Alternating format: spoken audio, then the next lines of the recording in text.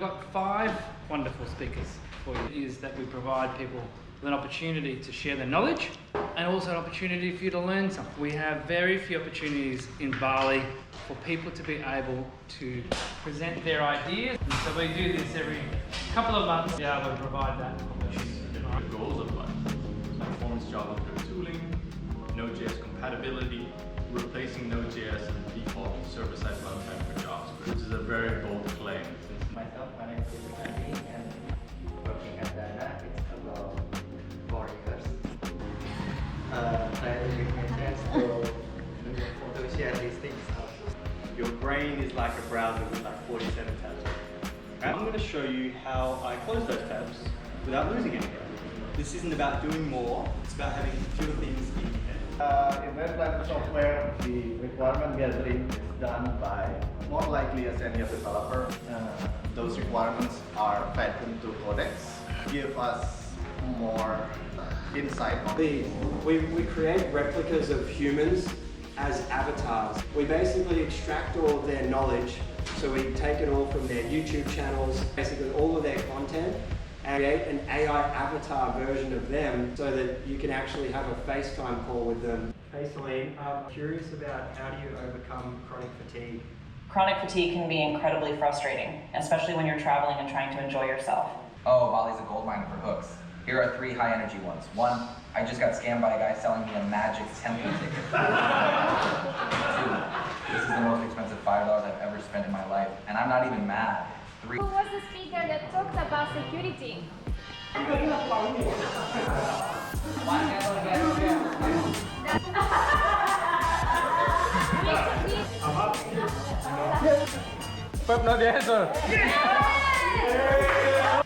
way we do this is that we're gonna have someone singing the song. Based on everything you've learned in this chapter, hopefully you found, but also the Rokani one. Yeah, that's it for you.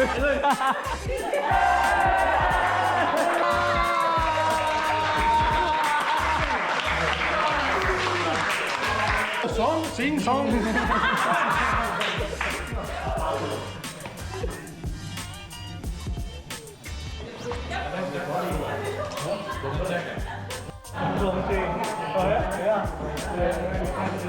Cô jual apa, Ko? Ini ada tahu bakso, ada siomay, ada pangsit. Serba ada ya, Ko? Dessert juga. Selamat datang. Selamat malam. Welcome. Don't video me, we. Are you sure? Don't shame my border. Okay. Alright. Well, but Jacker is. I am very, very excited to have you all here. Thank you very much for coming. We have some new faces and some old faces and some very young, older faces. As in older from our history. It's very good to see you, Astrid. Welcome to everybody else. We've got a few wonderful speakers for you this evening. We have Joe on the line from Surabaya. Welcome, Joe, all the way from Surabaya. Welcome. It's nice to have you all here. It is Valentine's Day this weekend. So today's a little bit of a Valentine's Day theme. Don't worry, there's no kissing involved. But there could be a little bit of a quiz later on, which you might enjoy. So just to get you in the spirit of Valentine's Day. And we've got 5 wonderful speakers for you this evening. Our intention is that we provide people with an opportunity to share their knowledge, but also an opportunity to do public speaking, and also an opportunity for you to learn something. We have very few opportunities in Bali for people to be able to present their ideas and share their knowledge. And so we do this every couple of months to be able to provide that opportunity. All right, so thank you everybody for being here. Our wonderful first speaker, Ms. MC, is Bob. Bob! Ladies and gentlemen, Bob Herring, all the way from the Netherlands. Just for this video. Just for this. And this is one statement. You are all the way. You guys heard about that? Or you used it? We got 1, we got 2, we got 3. All right. It's useful. All right, let's have this presentation then. So what we're going to walk through is the current landscape. Like how is everything set up currently? What are the players? And then I'm going to go through what is Bun, the goals of Bun, when to use Bun, when not to use Bun, and do a little code showcase of what you can do with it. Current landscape. The front-end stack usually consists of these following things. You have a runtime if you're doing some back-end related development in JavaScript land. You can use either Node.js or Dino. You're probably using a bundler, so like Vite, RSPack, ESBuild, or Webpack. Package managers, P, NPM, or Yarn. And then you have your test runners, Test, Jest, and Playwright. Okay, how does this fit in with Bun? What is this exactly? What's Bun related to this? Well, Bun is an all-in-one toolkit for JavaScript and TypeScript apps. It ships as a single executable called Bun. The history of it was developed by Jared Sumner back in 2021. He was working on it privately, basically because he was a bit disappointed with how Node.js was performing and other things such as npm packages taking long to install, and he had an idea to pretty much rebuild that from the ground up. So what's the point of it?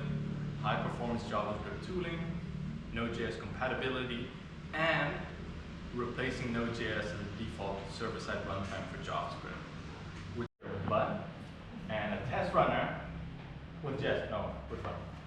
So everything is going to run with Bun. How does that look like? How does that fit in? Well, first of all, they have these design goals. Anything they do and integrate is basically focused on speed, focus on TypeScript and JSX support, focus on backwards compatibility with ES modules and CommonJS.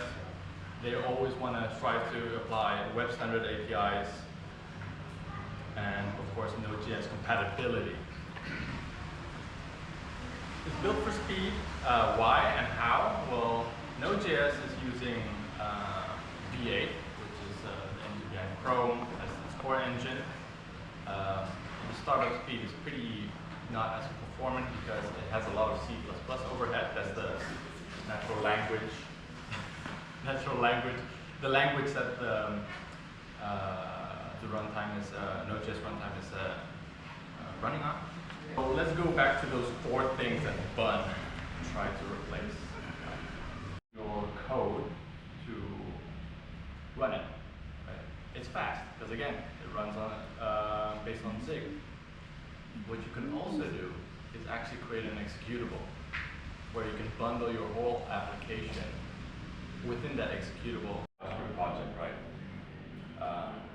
So it has some backwards compatibility with understanding your package.json, and you don't need to run Bun for all your other things. You can use Bun installer as its own thing instead of npm install or yarn install. And finally, you have the test runner. You have a test runner that strives to kind of replace Jest as the test runner. It's part of the runtime. You know, it supports a lot of things that you probably should be using when you're writing tests on your computer. I hope you can see all of this. So I have actually built a npm package. So it's a SVG analysis tool where you can optimize the SVGs you have on your page, right? And it has some node reliance on it. Yeah, it's relied on node 24, and it has a package JSON to reference all your packages. So what I'm going to do now is just really quickly show you. I'm going to clear actually my PNPM cache. So I'm going to actually now do a showcase where I do PNPM install to install my packages. So let's run. There's no cache, it's downloading everything I need. Okay, it took 4.1 seconds. Run button install.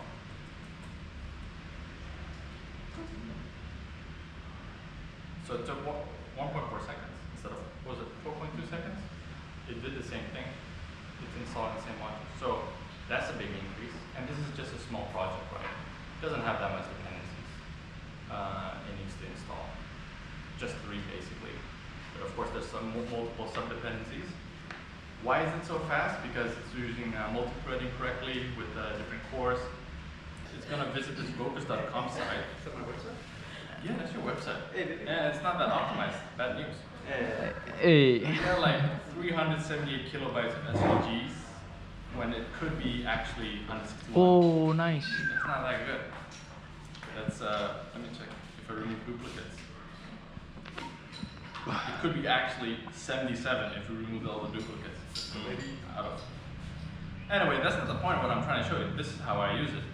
But if I run the burn command to build, I forgot what it was called, build Mac OS, I guess. Yeah. So I'm creating an executable, and it's already done. Okay, that's great. I'm just gonna run it. And you can find this file here actually. So we have this macOS executable. If I was on Windows, it would be a .exe file. You know, executed. Let's do the same thing that you do. But And like the side, boom. And boom. I didn't use bun run or anything like that. It's just this one file. I can give you this file. I can put this on a server. I can put it in a Docker image. It just works. It has everything inside of it that it needs to run with all those performance enhancements that Bun has. Yeah. If you have a new project with minor existing dependencies, you know, or you want to create a really quickly proof of concept, anything, using Bun will speed that up for you, right?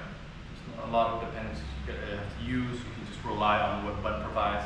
And of course, you have the freedom to add more things using third-party tools or plugins or libraries, whatever you want to call it. Of course, if your application is performance critical, you want to do things as fast as possible. For example, you're loading your application in a serverless environment. You might want to consider using Bun for its performance because there's barely any startup time. Right? It even counts where, for example, if your serverless function costs money in runtime, right? If it costs you 5 minutes to run something, if you use Bun and it only costs you 2 minutes, you might save a lot of money depending on how many times you run your serverless function.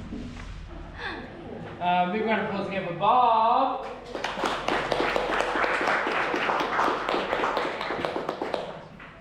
Awesome. Jeff, we're going to talk about API security, is that right? Yes, some kind of it. Ladies and gentlemen, Jeff Fried.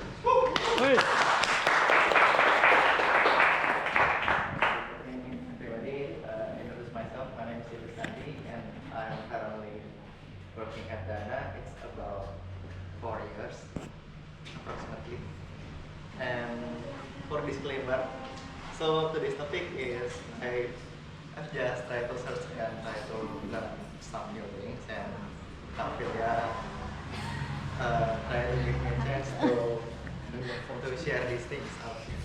So today we will talk about API security and certificate cleaning with iOS specific because my background is iOS developer and mobile apps at the.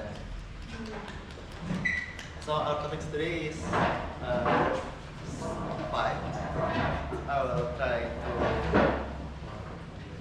talk about is HTTPS is enough and what is an idea.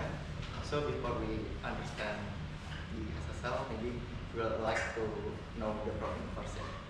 Then demo first, which is no pinning. After that, I will try to share to you all about solution pinning, what are the options, and the second demo is I try to implement the public key pinning, and the fifth is common principles for iOS implementation. So maybe many of you already know what is HTTPS, and maybe some of you have known MITM. Basically, HTTP is a hypertext protocol, right? And it's become secure when we put TLS check process on it. So I'll try to explain in this is AI generated I'll try to do it in a human fashion. So there's a TCP handshake. The client and the server is talking about, can we talk just like that? It's like general language. Then the client will say, how can I talk securely? Maybe what kind of language do we want to talk? Maybe in Indonesia, or in English, in Chinese, and all. Some kind of it. And the server, oh, okay, I could talk with Chinese maybe, or French.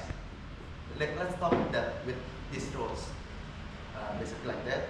And the server will give like an ID card in this example.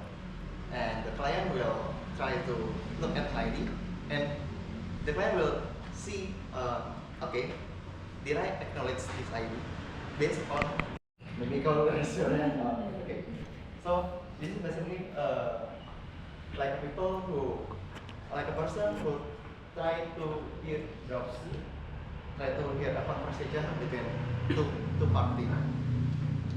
So maybe if you ever do a phone call at home with a landline phone, have some list of storage, trusted CA certificate. It is Apple's CA, Google CA, Visa, Let's Encrypt. They have responsible to generate legal and legit certificate. So when an API, when a server try to register their server and get their certificate, they will be signed by this kind of trusted CA. So it is already signed by them. So when the server try to talk to the client already know, oh, it is already signed by this trusted CA. Okay, maybe there's a manual attack that will happen on us, and we'll try to demo how about if there's no pinning. So in this case, I try to run an example project, just a simple project, of course, with the help of AI. And I try to create a maybe local some simple server by the AI also.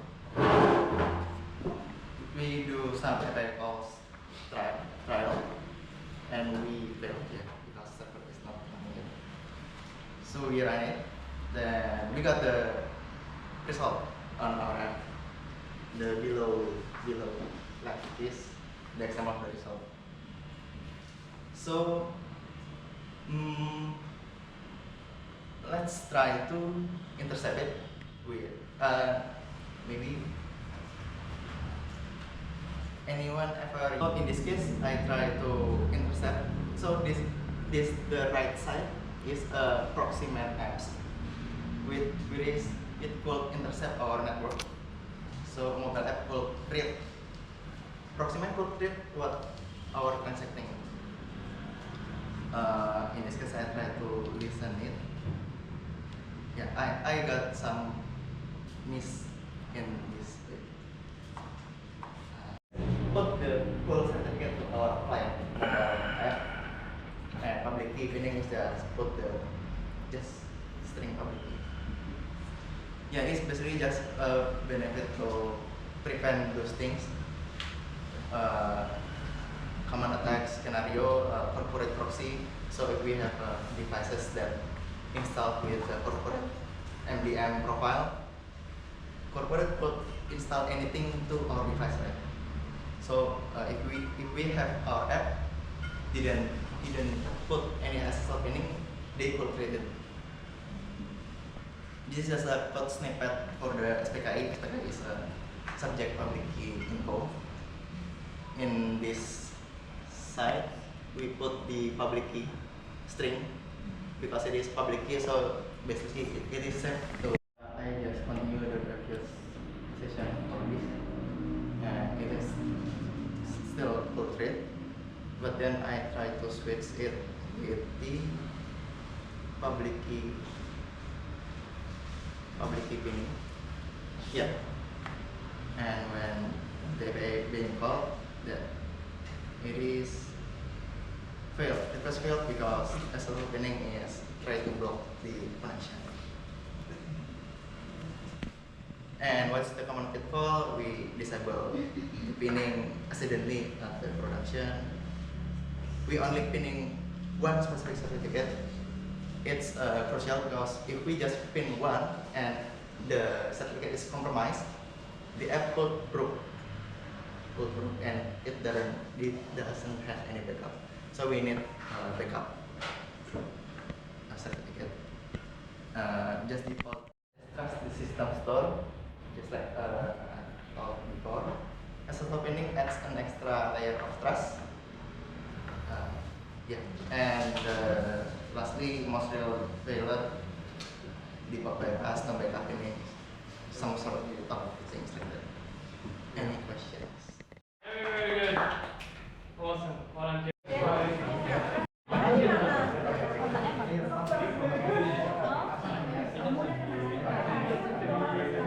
Pepperoni. Why are you here? Pepperoni. Everyone is afraid to take some food because of you here. You're not security, right?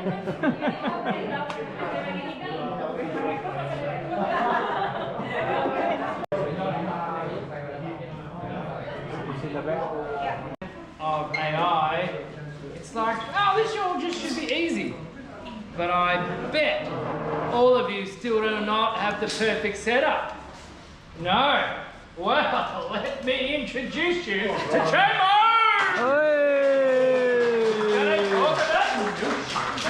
Thank you for that. So I'll show you how I've implemented it in Notion. The main thing is that the tool can change, but the workflow is always the same. Right? So let me set the scene. This is probably your brain right now. We all have thousands of thoughts every day.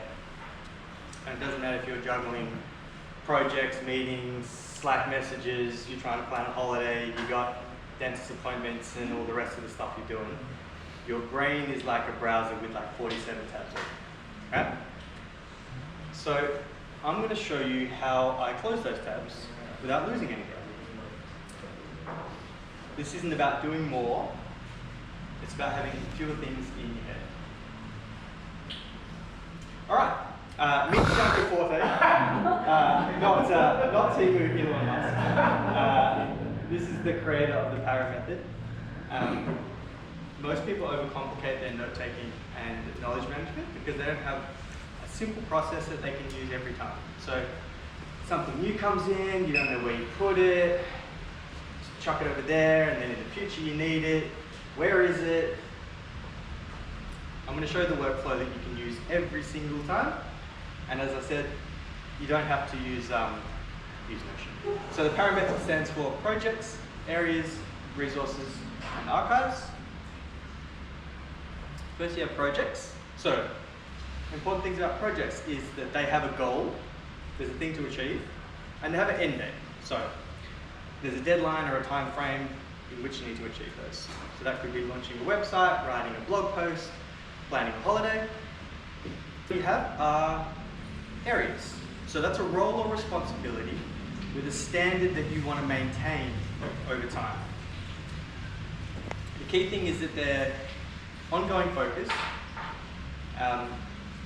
You might need them right now, but also in the future. So an example might be like with your finances, you want to keep track of your taxes. With your health, you like any topic of ongoing interest. They're useful knowledge that you might not need now, but you may need one day. They're like a catch-all for anything that you can't find a place for. So that could be your deployment checklists.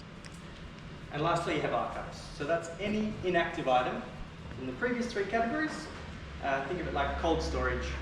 It's just waiting there whenever you need it. So when something becomes inactive, you don't need to delete it, just archive it so that it's out of the way and you can focus.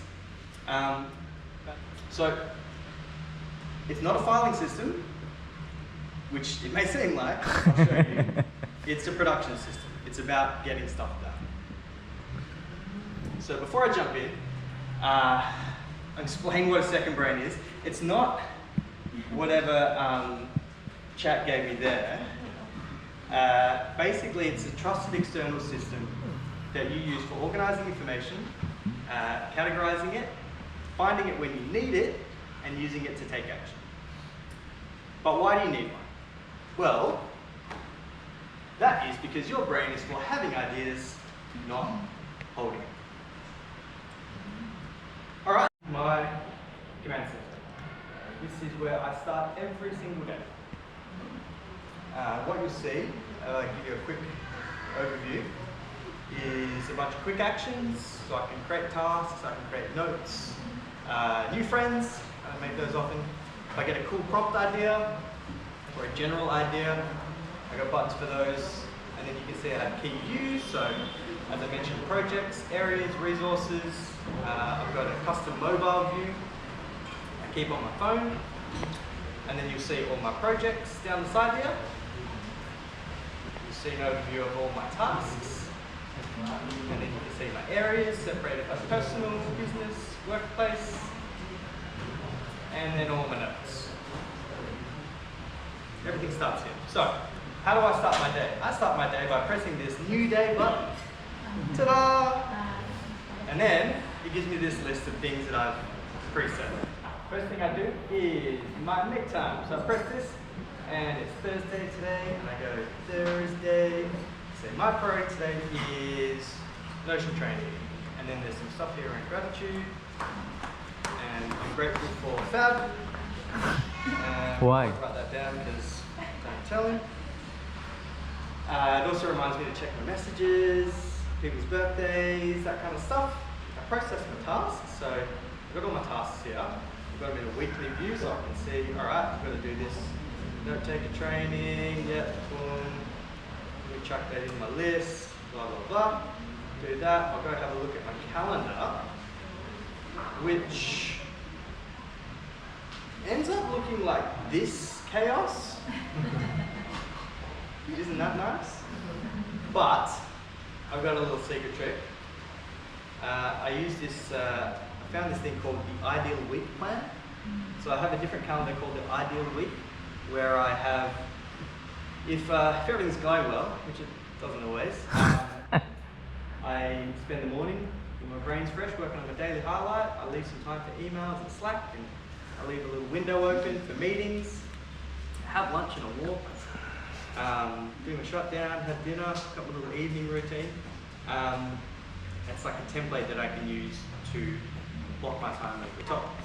The ability to create relationships. So you don't need to be an SQL wizard to understand relationships. Oh, I'm back here. So what I can have here is all my tasks, all my projects and everything. I can relate those to a project, to an area, so everything can be connected together. So that underpins everything. Tags that are related to this project, I can get them whenever I need them. Here are tasks just for this project. And then, because I am a producer and my life is meetings, there's a whole heap of notes here that are threaded so that, you know, when I'm running around like a crazy person, and then I need to jump in and run a whip, I just open up my daily whip. And I can see, every day, I go, oh, well, new one, yay, new meeting, love life. And then it sits in there. And then if I want to know what we talked about today, or yesterday, last Monday, it's all there, right? If there's outstanding things that come up in the meeting, I will just leave it in the checklist.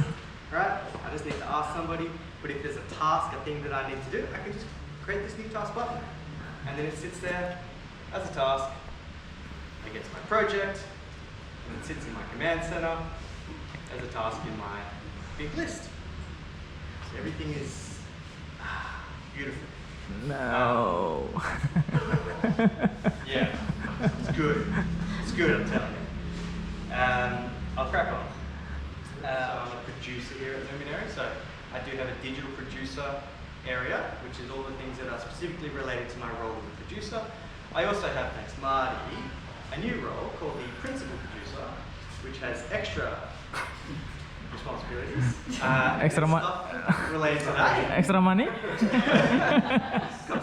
you can spell it correctly.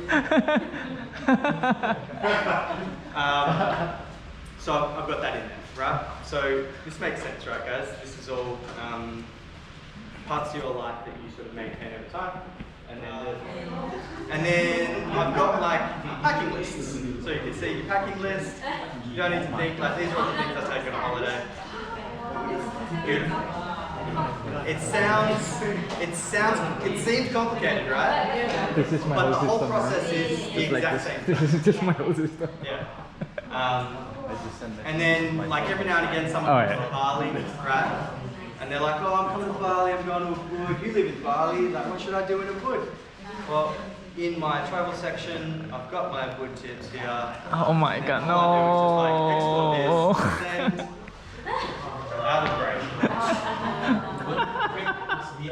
Yeah, ask the. I don't know if I wanted to use tips about it. To be honest, I'm a bit nervous because my loved one Alright, so yeah, I'm going to introduce myself. But beforehand, thank you for having me here. My name is Ricky. I'm a senior developer at Red Planet Software. I've been working in the industry for about 14 years or so, and Red Planet Software itself is a leading provider of complete payment solution for insurance premium finance. And then we also specialize in premium fee funding system. So yeah, the company itself is based in Sydney. I've been working there for just 3 years, and I still have lots of things to learn. So I'm here today to bring up this topic, the cost of oversight. Let me tell you what is oversight in software engineering. It can refer to many things, and I'm going to take 3 of them, which is a missing, unclear, or assumed detail.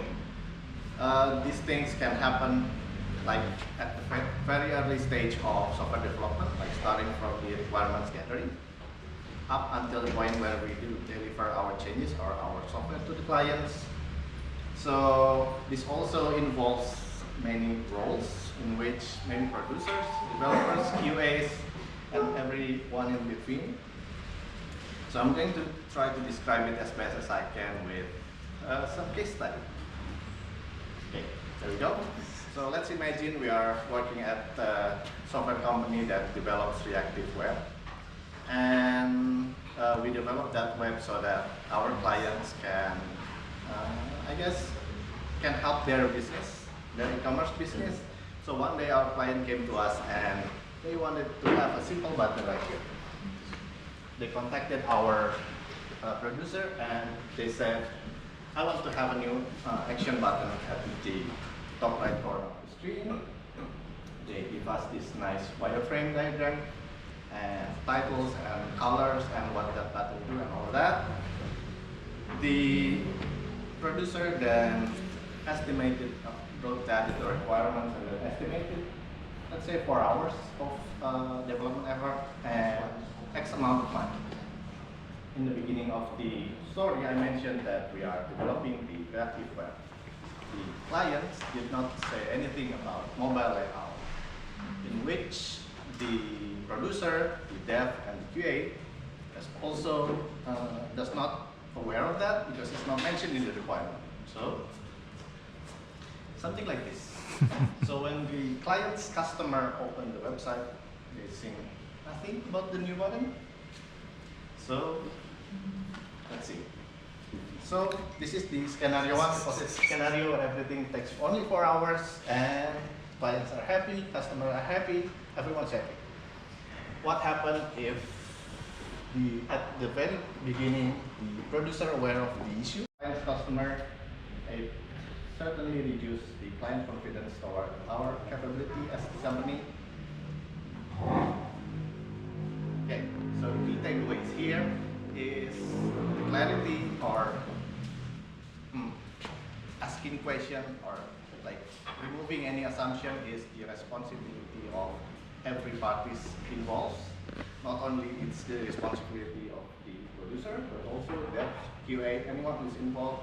I mean, if dev can ask early before they even start to code. It's going to probably only add a few 30 minutes or 1 hour maybe. So my wife asked if how we deal with this in bad learning software. It can be very intimidating, you know. We know. So in web learning software, the requirement gathering is done by more likely a senior developer plus producer. This way, when a client wants something, the senior developer can actually look at the code to see what impact or which area of code should be changed and what possibly what's the possible error that it may cause. Once the rough requirements have been generated, those requirements are fed into codecs from ChatGPT. Our codex is connected to the company's repository as well as knowledge base, so it can, I guess, give us more broad insight on what. Can you do good? 10 out of 10? Yes. Yes? No? No. You are like your mother, it's never good enough. True? True. Never good enough. Well done, Ricky, that was really good. And I think you had every right to be a little bit nervous in front of your family, but you had no reason to be, because that was really good. Well done. All right. Thanks, Marty. It's great to be here. It's lovely to meet you all. My name's Paul. Like Marty said, I'm from New York City, but I grew up in Melbourne, Australia, and I've been in New York for about 7 years.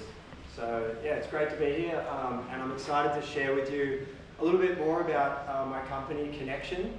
But before I do, just to give you guys a little bit of a background about me, I've been in sales for about 15 years. I worked for IBM and another company called NTT in Melbourne for about 10 years doing sales there, and then quit my job, bought a one-way ticket to New York City, and had no idea what I was going to do there, and I just thought I'll figure it out, and ended up working for a company that built virtual reality simulations that would actually train people for jobs.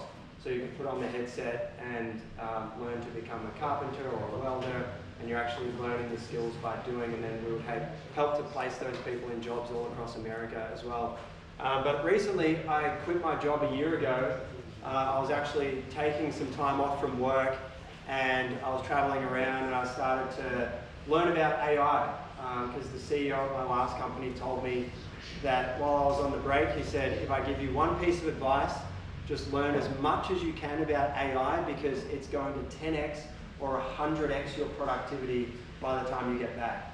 And to his detriment, that was probably the worst advice that he could have given me, because I quit on the first day that I got back, because I realized how much AI could do, and I was just completely blown away. Like I've been a sales guy for 15 years, and with this app and platform, I've written 60% of the code or the commits to this app, and I'd never written a line of code before. Our CTO has written about the other 37%, and then we've got a few developers doing some other stuff. But I'm effectively an engineer now, a software developer, and I've never written any code in my life. And I don't even know how to read code still. I just use Claude Code in the terminal using cursor and stuff, and I just tell it, exactly what I want it to build, and it'll go off for an hour or 2 hours or whatever, and I'll go have a cup of coffee and come back, and it's got the next feature or the next thing built into the platform. So anyway, we built this app that basically we create replicas of humans as avatars. So think about creators, influencers, experts that have specific niches or areas of expertise. We basically extract all of their knowledge. So we take it all from their YouTube channels, their podcasts, their TikToks, their Instagrams, basically all of their content, and we create an AI avatar version of them so that you can actually have a FaceTime call with them, and it looks like you're having a video call, but it's all AI. And this platform is where their fans and their clients come on, and they pay to interact and talk to their avatar, and the person who owns the avatar actually earns the revenue from that. So I'm going to give you a demo of this today. I'm going to start out with this woman here. Her name's Dr. Celine Gounder. She's a news anchor in New York City. She works for CBS News, and she's also a doctor and a health and wellness expert as well. But while this is loading, does anyone have a question that they want me to ask her? Anyone just have a random question? What's her advice of how to overcome chronic fatigue? Hi, I'm Dr. Celine Gounder. How can I help you all? Hey Celine, I'm here with some friends in Bali at the moment, and we're curious about how do you overcome chronic fatigue? Chronic fatigue can be incredibly frustrating, especially when you're traveling and trying to enjoy yourself. It's important to first rule out underlying causes like sleep apnea, thyroid issues, or vitamin deficiencies, things we often check in clinical practice. But in many cases, it's tied to how our bodies are managing stress, sleep, and energy balance. Have you noticed patterns like fatigue after certain activities or meals that can help point to triggers? Well, what specific advice would you have for developers in Bali, Indonesia that might be suffering from burnout or chronic fatigue or those types of things? For developers in Bali, meals rich in complex carbs, healthy fats, and lean protein can help stabilize energy. Think grilled fish with steamed rice, local greens like kangkong, and a side of avocado or coconut. Avoid heavy sugar spikes, they often lead to crashes. Also, consider the rhythm of your day. Long hours at a screen, irregular meals, and tropical heat can drain you. Okay. For example, I might open with, I spent $100 in Vietnam and survived on nothing but street food for 3 days. What's one thing you're passionate about that can make a killer hook? Well, we're traveling in Bali at the moment, so give me 3 example hooks for someone that's traveling in Bali. Oh, Bali's a gold mine for hooks. Here are 3 high energy ones. 1, I just got scammed by a guy selling me a magic temple ticket. 2, this is the most expensive $5 I've ever spent in my life, and I'm not even mad. 3, I tried to meditate at a sacred waterfall and got attacked by a monkey. That's good. Thanks, Brett. I hope they pay to interact, so they pay a subscription fee and then they can talk to the avatars, and then our platform takes a small percentage fee. So it's the same way as you guys might know Twitch, where the streamer gets most of the revenue, and then Twitch takes a small percentage of the revenue that's made on the platform. We do the same thing. So that's the business model for the app.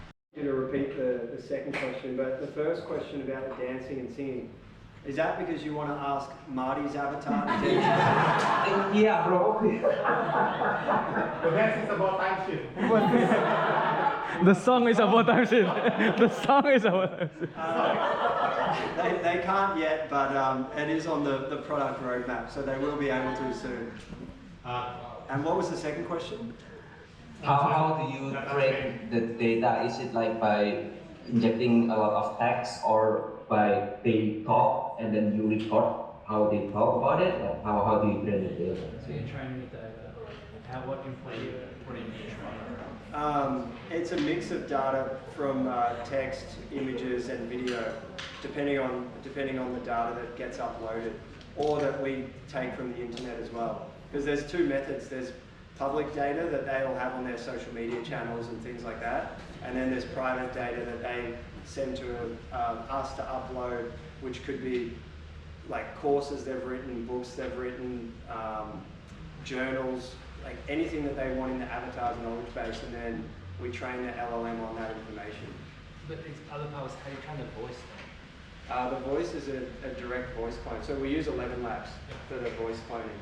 So we basically just take an audio clip of their voice, and then we use that to do a voice clone with 11 Labs. And all of this is consented, by the way. Like, we're not creating avatars of anyone that we don't have contracts and licenses with. So, yeah, you got a question? Yeah, some question.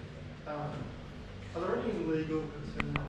To be honest, it scares the shit out of me. Sorry for my French.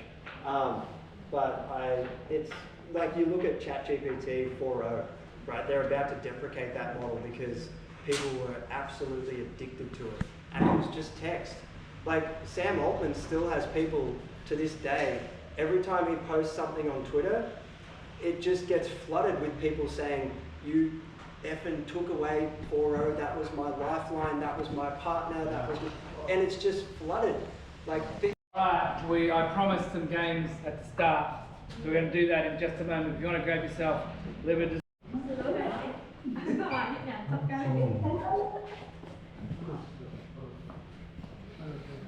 Who was the speaker that talked about security?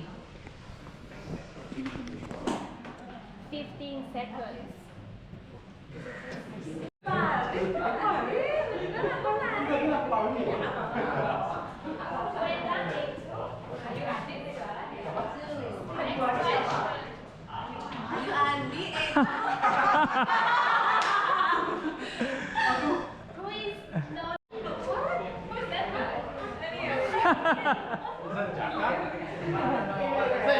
No, it's a AI generated.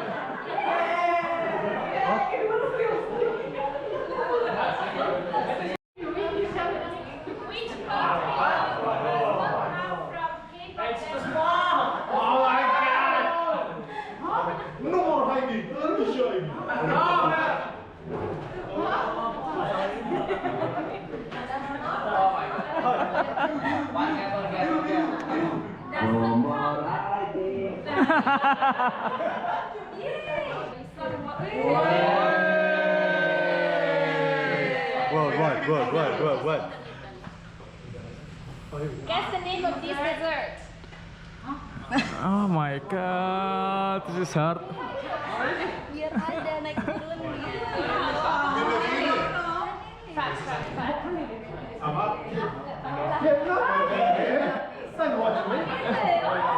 Milih-pilih.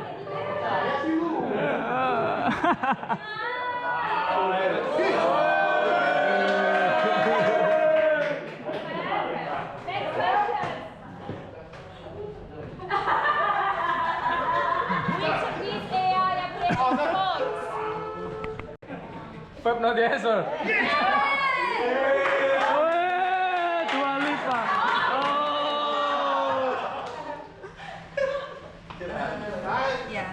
Okay, the next two we need to guess a song, and the way we do this is that we're gonna have someone singing the song. Oh my god. I hope it's not Marty. The Talent's Got Talent review. Oh my god. And basically he's gonna read a sentence from random sentence from this book, and he's gonna use those words as the lyric of the song that you need to guess. Rock quiz. Rock quiz. Yes. Oh, okay, you gotta film this shit. Someone film this. The winner should sing it. Should the winner sing it? Just type the answer. Just that, yeah. He will sing and you guess on the song. He's gonna sing with the lyrics from this book. It's just a random sentence. You need to guess. Guess the song. The lyrics aren't the song. Are you ready? I'm ready.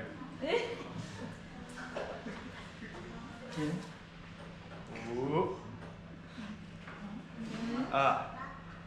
Based on everything you've learned in this chapter, hopefully you found the answer, which is bishop to c5. Look what else has happened by moving your bishop. Ordinarily, black would move the rook out of danger, but white has two attacks in this position. Bishop is attacking the rook on f8, but also the rook on e1.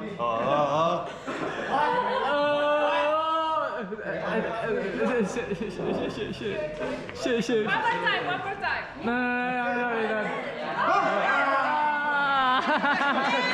Yeah, that's it for you. Did he lose? He lose. Let's go, baby. Do that again. Oh, come on, Bob. Did you get it? Yeah!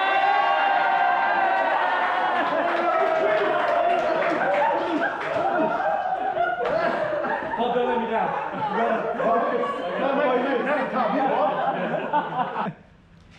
If you said queen to a4, which is check, you are correct. From a4, queen is simultaneously attacking the black king and the black bishop. However, black defends against the check. The white queen will capture the bishop, and the next. Not the Black Queen is only seeing the Black King and Bishop, but also the pawn on A7.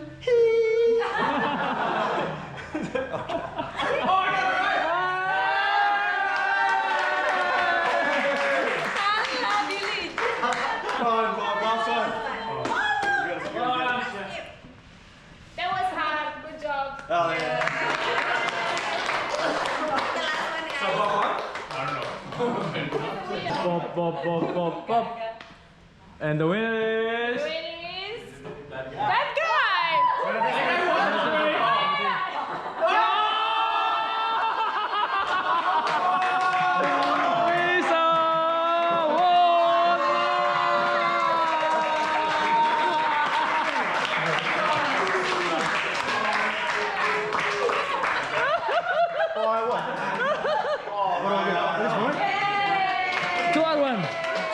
Two. Let's fucking go again, mate.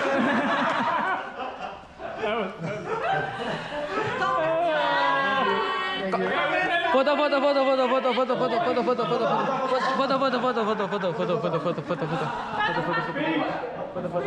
Who's that guy? Singing, Who's that guy? Bob. Sing. Daring. I don't have to sing song.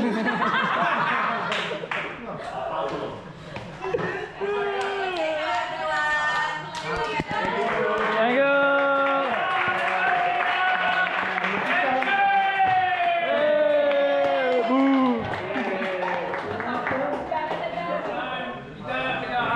Can't stay here, but get yourself a drink, get some food, have some fun. Thank you. Bye.